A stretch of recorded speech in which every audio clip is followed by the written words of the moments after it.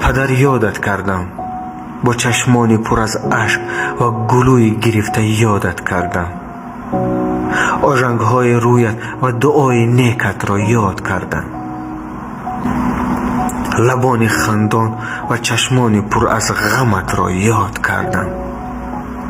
مردی و عاقلی و صبوری را از تو آموختم.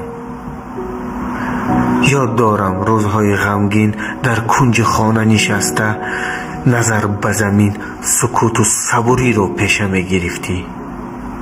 اینک آن سکوتگاه جای من شد. حیف تو پدر که کنج مزار جای تو شد.